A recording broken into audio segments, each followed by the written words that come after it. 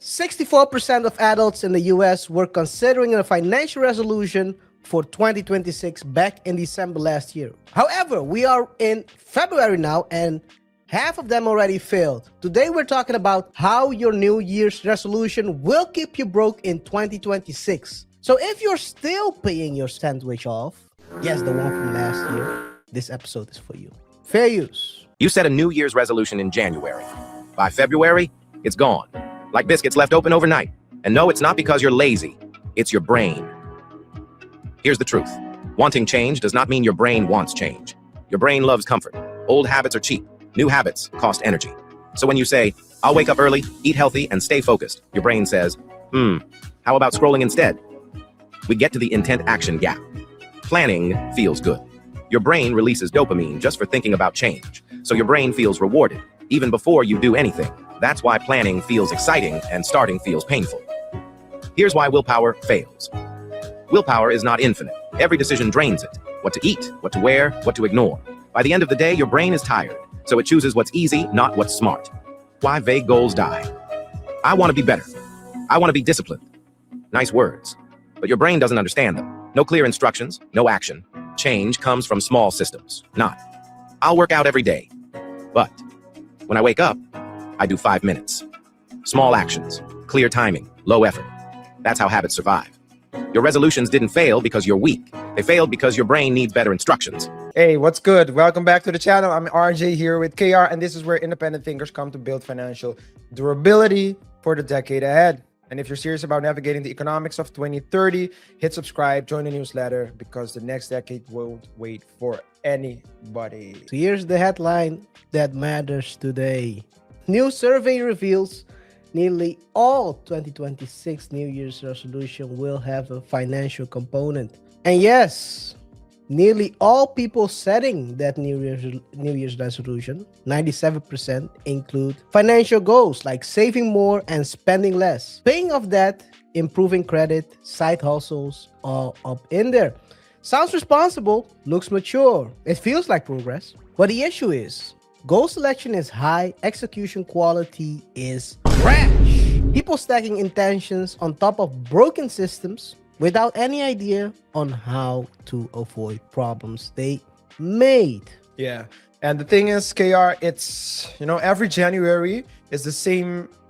We see the same thing repeat itself. So you set your new goals, you have promises to yourself, you have optimism, you save more, spend less, side hustles, you're talking about how to get more money, you want to build passive income. And every year is your year. 2026 is my year, 2025 was a year. But behind the affirmations, the structure needs to change. And that's what usually doesn't happen. Bills are still financed, lifestyle is still borrowed. And the problem isn't motivation, it's mechanics. It's discipline, it's habits.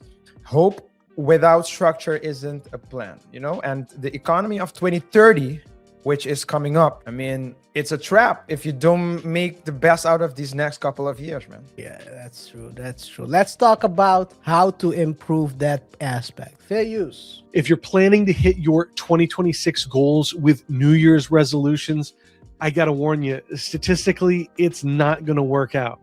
In fact, there's a day in January called Quitter's Day. It's the second Friday of the month, when researchers find that most people have already abandoned their resolutions. Yeah. The Quitter's Day, it's something that you usually see like the week immediately after the New Year. You see a lot of people walking and jogging and doing a lot of sports, and then after that, gradually, slowly but surely, the gym gets less empty. But let's continue hearing what this guy has to say. And by the way, it's real. It's not because they don't care.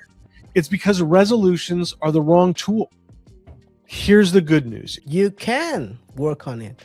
You can work on it. Let's go to the next one. Why New Year's resolutions don't work. Did you know that studies show that only 8% of the people who make New Year's resolutions actually keep those New Year's resolutions? Can you believe that? 8%? I knew someone who used to meet all her New Year's resolution. It was the mother of a friend of mine. They were very good planners, and that's to say, the mechanics. It's important to have your goals, and the mom and my friend always had their book They open their agenda to see what's next for this week. And I mean, it's the small things that eventually make you reach your goal. So I do believe it because a lot of people aren't good planners. So nearly 80% fell by February. And the question is, why is it so hard to follow through on New Year's resolutions? Even though we want to, right? But my thought from a therapeutic perspective is that resolution setting is missing a really important piece, which is honest self-reflection. We can't just create goals out of nowhere, right? And not look at why either we haven't achieved that thing already, or why we want it now, or what was getting in the way of us achieving it. We need to look at what's working and what's not in our lives, the way we're doing things. I don't totally agree with her. It's not only self-reflection, it's more than that. And today we're gonna talk about it, right? Yes, it's more than that. And what I love, KR, about this is that it doesn't really require math, right? There's never a budget spreadsheet, just vibes. But mindset matters. That's the bottom line. Again, if you're manifesting and you don't have like the proper systems and structure, it's just spiritual procrastination. You can't attract abundance while financing Uber Eats over 6 installments. It doesn't work like that. It's not alignment. That's denial, and that's the Klarna problem in one sentence. Yeah, man. But let's be real. Most people don't have a money problem. They have a architecture problem. They don't know how to design systems that help them create habits resulting in results. You can budget after spending. You can invest in a lifestyle after inflation. You can't. And you can build wealth using tools designed to monetize impatience.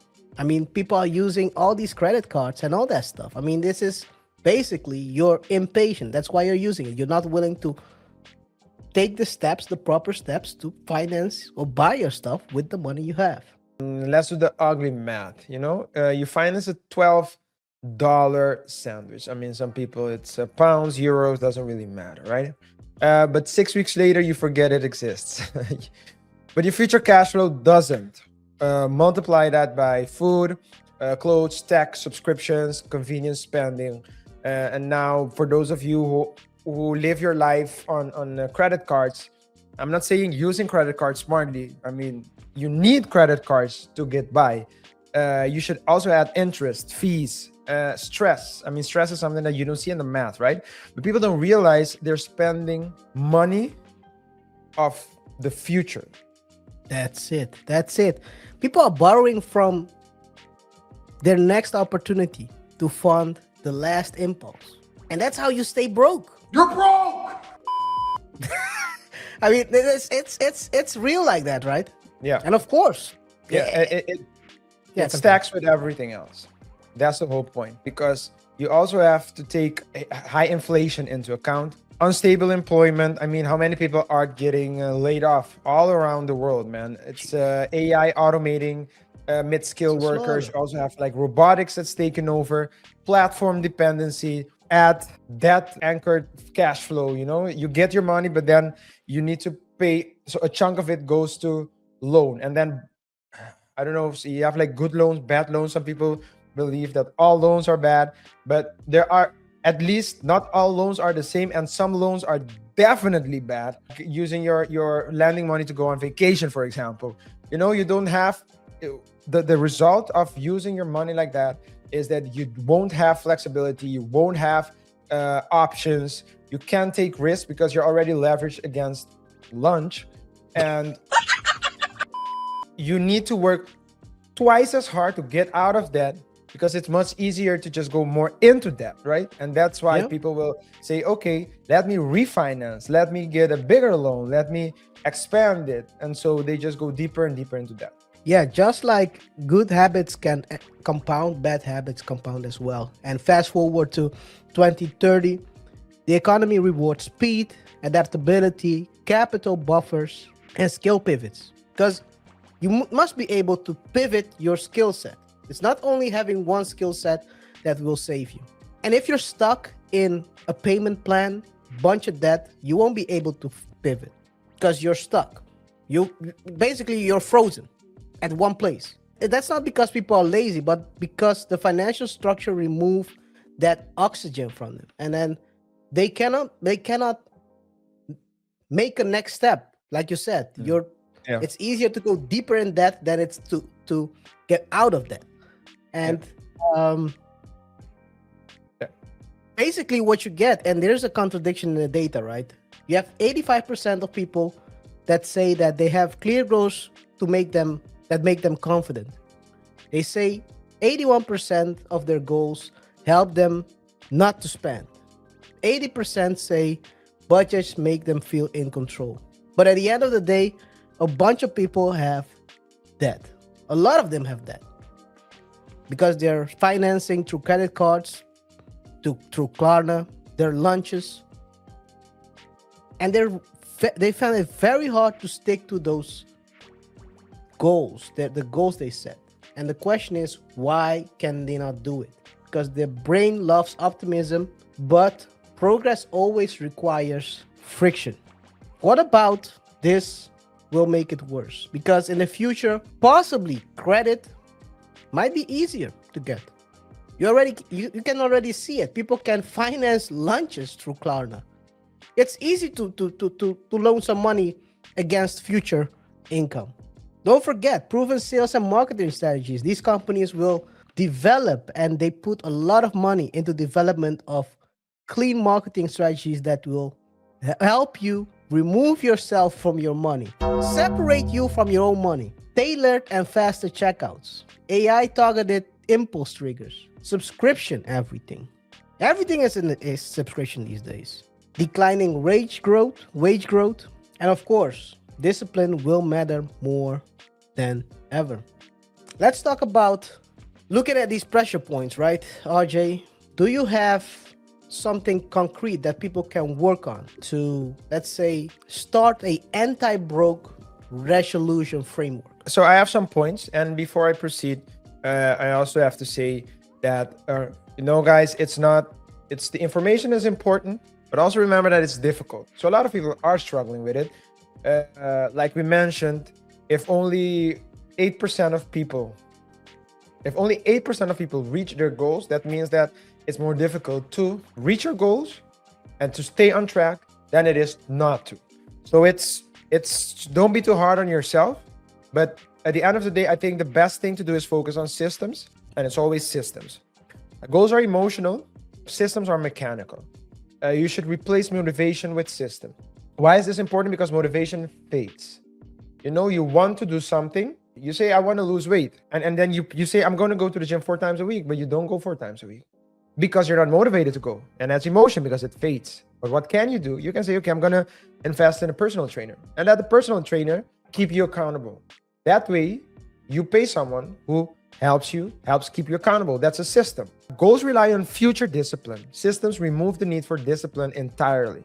It's just you basically create a system, you create an environment where it's less easy for you to deviate and not reach your system, basically. So an anti-broke solution framework would be to create smart systems, specific, measurable, achievable, relevant, should be time-bound as well. This will turn vague ideas into clear, actionable, defined steps and deadlines applicable in personal and professional settings. Another thing that helps a lot of people live by this principle is to eliminate decisions, don't improve them. So most bad financial behavior isn't caused by bad intentions. It's caused by too many decisions per day.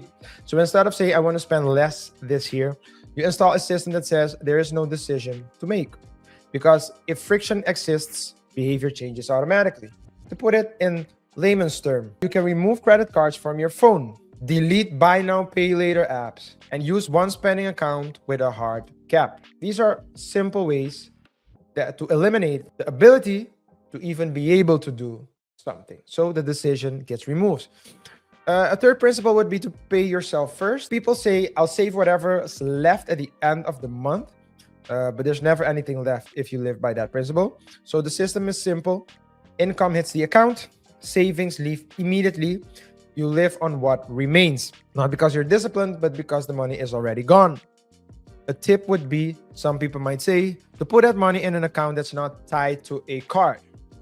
And if you really want to do it well, you put it you link it to an account that is not only not tied to a card, but that requires you to go to the bank to get that money, because the threshold is high, chances are lower that you will spend that money. Systems. You should also replace budgeting with cash flow architecture. Budget fails because they require constant attention. Instead, fixed accounts, fixed rules, automatic flows. Money comes in, gets routed or rerouted instantly. Zero thinking is required. If you overspend, the system punishes you instantly, not 6 months later. I would recommend a book. We're not sponsored, but I can recommend a book that talks about this. It's mostly for businesses, but the principles are the same, which is, it's a book, Profit First, but it's a profit first mentality. It's basically the same thing, but for businesses. Kill outcome goals, track behavior instead. So save 10,000, again, dollars is a fantasy.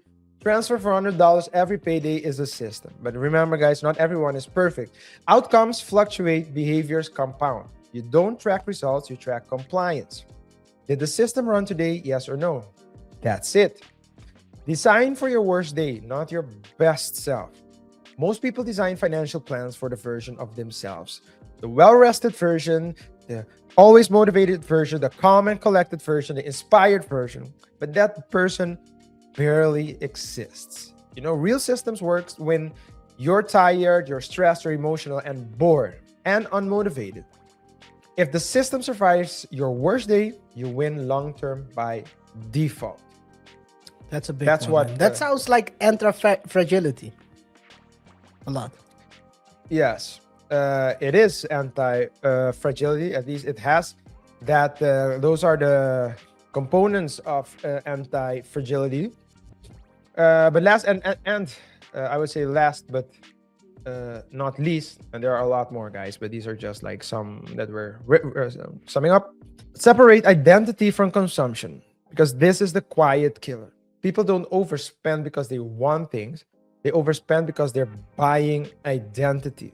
So the system here is no identity purchases. You know, you shouldn't buy a car so you can be that person who has a particular car. You know, don't go for the status subscriptions. Don't go for lifestyle signaling on credit, lending money to wear expensive clothes that you can't afford. Not now, nor for some people in your future.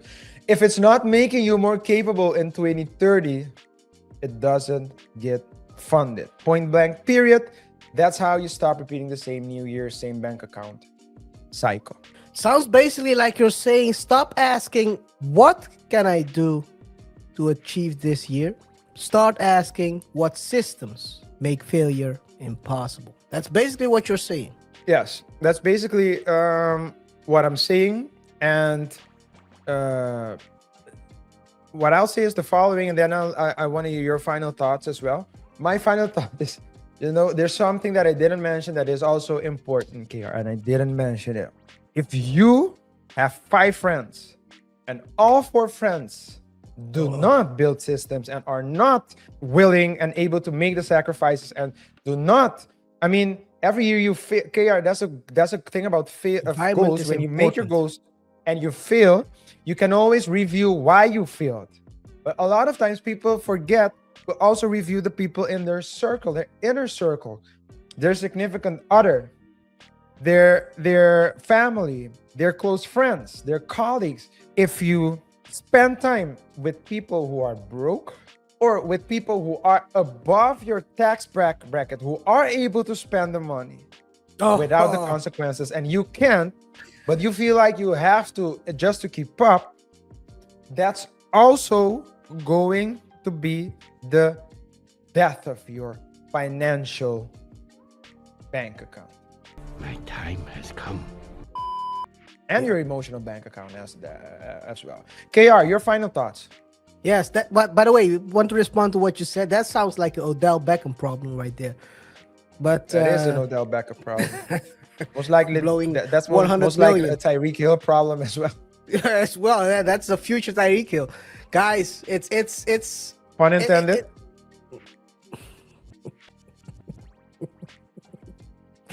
Anyway, hey, most people don't fail financially because they aim too low, man. It's because they fail to aim without proper tools, and they keep doing the same thing they did before.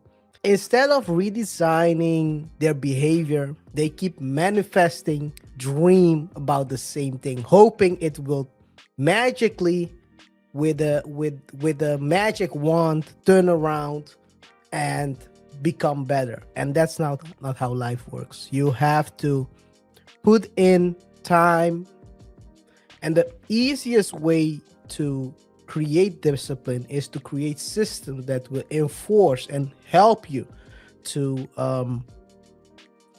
reach the goals. Because at the end of the day, it's all habits. You have to build habits in order to get out of debt, improve your financial situation, and you can, once you start applying this to your financial, you can also apply this to other sides of your life, like fitness or anything else. It's a skill that you can apply in any part of life, or even whether it's professional or personal life. So at the end of the day, wealth isn't about believing harder, it's about stop the leak. Like Trump said, stop the count. Anyway, RJ, Stop the leak is what you say to someone yes, who's painting walls? it was painting walls or who can't control their bladder. Hey, if this episode hits home, that's where the change starts, guys. Make sure you subscribe, check out the next video, and we'll see you in the next one. Take care. Peace. Peace.